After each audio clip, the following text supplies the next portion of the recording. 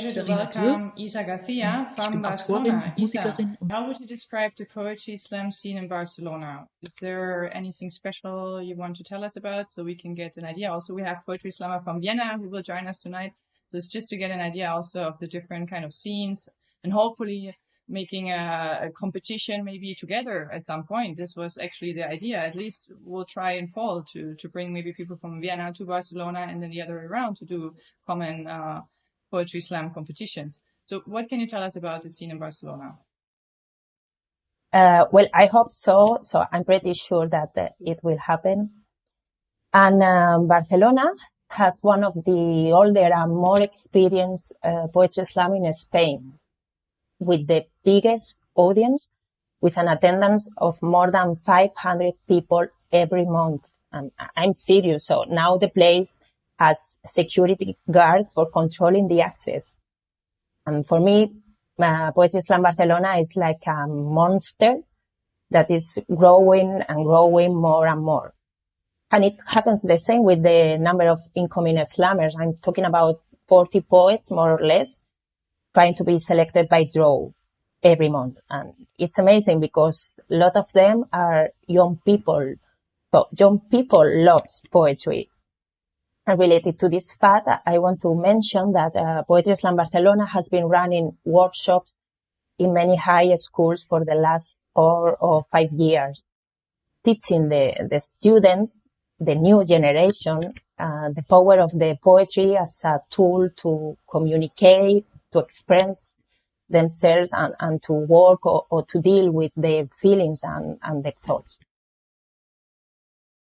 It's good that you mention feelings and your thoughts, because the poem that you're going to present us today is titled La meva vida, my life. Why did you choose this poem for this occasion? I wrote this poem just 1 year ago for the last St. Jordi's Day. And it's a reflection about the life, or more exactly, it's a question about where I am or which one is my current position in my own life. No? What can I do with my life? And I chosen it because I guess that I need to ask me again that question at this very atypical moment. Mm-hmm. Bueno, faccio un molt ràpid resum perquè ens queda una mica de temps per aquella gent que ens està seguint i que igual no segueix tant a l'anglès. La Isa bàsicament ens ha explicat que l'escena de Poetry Slam, bueno, en Espanya hi ha més de 30 llocs de competicions, però també a Barcelona hi ha una escena molt viva, que sobretot hi ha gent jove que està participant i que anima a la gent a participar, que no hi ha cap discriminació. I ens explica que ara el seu poema, La meva vida, que presentarà, doncs també reflecta una mica l'espírit d'aquell art, que és representar una mica les expressions, els sentiments de la gent jove que estima molt la poesia. Per tant, I'm going back to English now. So thank you, Isa, for joining us today. I hope to see you again soon. Hope to maybe meet you in Vienna, and definitely looking forward to bringing friends from poetry slammers from Vienna to Barcelona. And if you're interested in knowing more about Isa Garcia and the poetry slam scene in Barcelona, you will have also here a small introduction before the video. So enjoy, and see you after the presentation.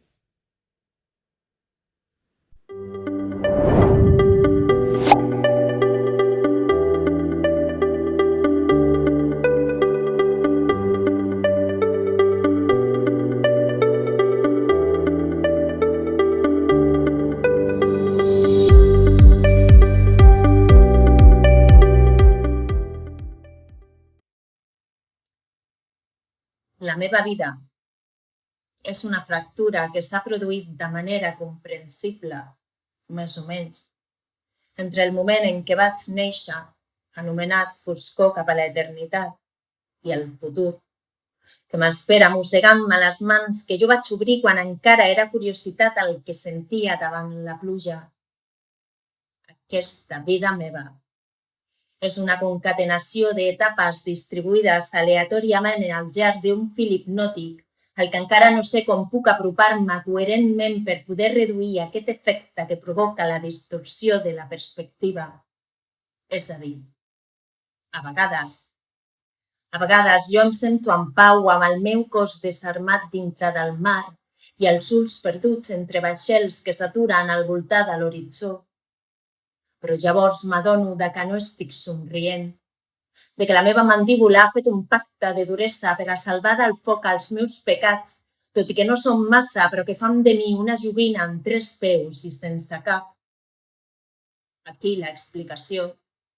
Damunt la meva ombra, sempre, sempre, sempre, s'aixeca un pensament de desaprovació que em bloqueja, que em fa patir, que em regala un dubte ple d'estupor que m'està cridant.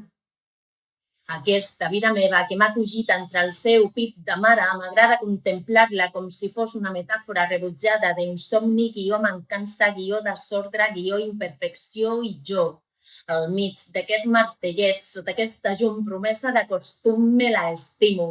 Què hi puc fer? Me l'estimo sense pudor, gairebé amb un incendiari amor juvenil de nena innocent, perquè no en tindré un altre, que és que la mort arribarà i serà un tros de metall posant fi al camí. Mentrestant, memoritzo cançons d'autor que parlen de llibertat i surto de matinada al balcó amb la carn més crua que mai. I durant un desfet de miracles inoportuns faig l'anàlisi de les etapes que ja m'han visitat per inculcar-me sense voler desobediència a l'autoritat i enteniment flexible dels comiats a destemps que em van robar una porció d'entranya sense previ avís.